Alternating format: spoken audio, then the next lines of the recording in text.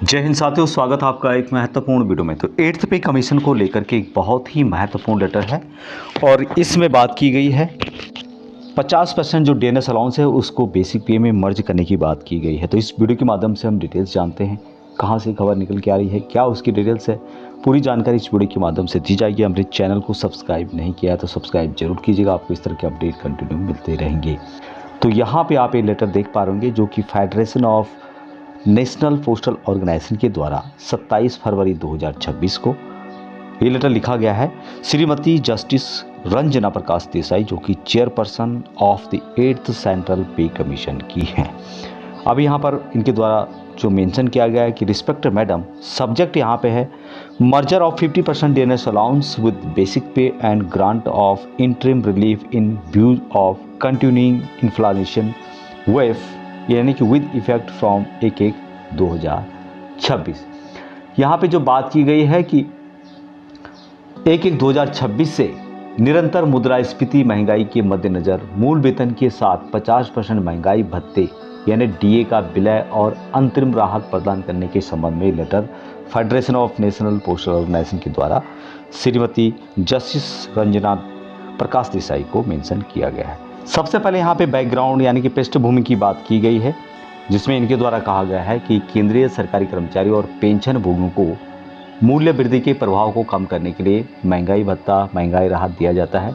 पिछले कुछ वर्षों में आवश्यक वस्तुओं, आवास, स्वास्थ्य सेवा, शिक्षा और परिवहन की कीमतों में भारी वृद्धि के कारण डीए-डीआर काफ़ी बढ़ गया है। चूँकि डीए सीधे जीवन यापन की लागत से जुड़ा है, इसलिए इसकी तीव्र वृद्धि वास्तविक वेतन की निरंतर क्षरण को दर्शाती है।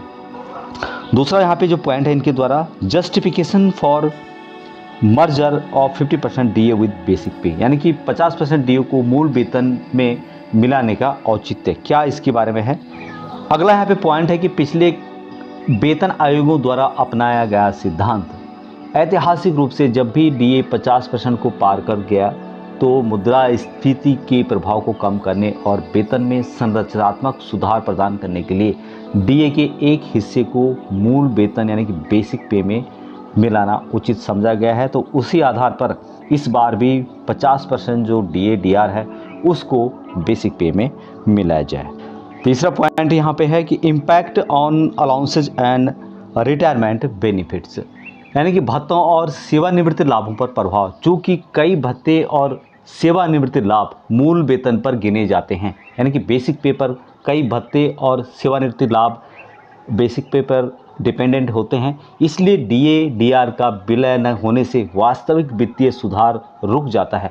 50% डीए के विलय होने से निम्नलिखित लाभ यहाँ पर कर्मचारी और पेंशनर्स को मिलते हैं, उसमें इसके बारे में बताया गया है, जो कि यहाँ पे आप देख सकते हैं, जिसमें कि मकान किराया भत्ता, एचआरए, परिवहन भत्ता और अन्य वेतन आधारित लाभों में सुधार, पेंशन, ग्रेजुटी और अन्य सेवानिवृत्ति लाभों में वृद्धि, कर्मचारियों और पेंशन भोगियों को दीर्घकालीन वित्तीय स्थिरता प्रदान करता है।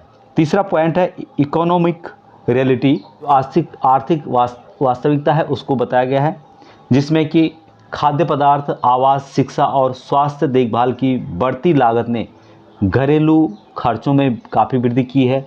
मध्यम वर्ग के वेतनभोगी कर्मचारी विशेष रूप से प्रभावित हुए हैं, क्योंकि उनकी आय में वृद्धि बाजार की महंगाई के अनुपात में। चौथा जो पॉइंट यहाँ पे है स्पेशल प्रेयर किया गया है, प्रार्थना की गई है कि उपरोक्त के आलोक में आयोग से विनम्र निवेदन किया जाता है, जिसमें सबसे पहले है कि सभी केंद्रीय सरकारी कर्मचारियों और पेंशन भोगियों के लिए 50% महंगाई भत्ते को मूल वेतन में मिलाने की सिफारिश सरकार से की गई है। दूसरा यहाँ पे कि 8वें केंद्रीय वेतन आयोग की सिफारिशों के अंतिम कार्यान्वयन तक जब तक यहाँ लागू नहीं हो जाता, इसे अंतिम राहत के रूप में माना जाए। और अंत में उन्होंने मांग की, यहाँ पे रिक्वेस्ट किया है कि प्रचलित मुद्रास्फीति की जो स्थिति है और वास्तविक वेतन की कमी को देखते हुए मेरा फेडरेशन आयोग से अनुरोध करता है कि 1/1/2026 से 50% डीए की विलय की सिफारिश अंतरिम राहत के रूप में करें। ये रिक्वेस्ट किया गया है फेडरेशन के द्वारा, जो कि कमिश्नर ऑफ 8th पे कमीशन है, और उनके द्वारा यहाँ पर कहा गया है कि जल्द ही सकारात्मक कार्रवाई की बहुत सराहना इनके द्वारा की गई है, उम्मीद की गई है। और यहाँ पर आप इनसे संबंधित जो मेंबर्स हैं चेयरपर्सन हैं, सिक्योरिटी जनरल हैं, FNPO, उनके डिटेल्स हैं। Federation of national postal organisation के द्वारा यहाँ लेटर लिखा गया है। श्रीमती जस्टिस रंजना प्रकाश देसाई, जो कि चेयरपर्सन ऑफ द 8th पे सेंट्रल पे कमीशन है। तो ये था अपडेट अभी तक।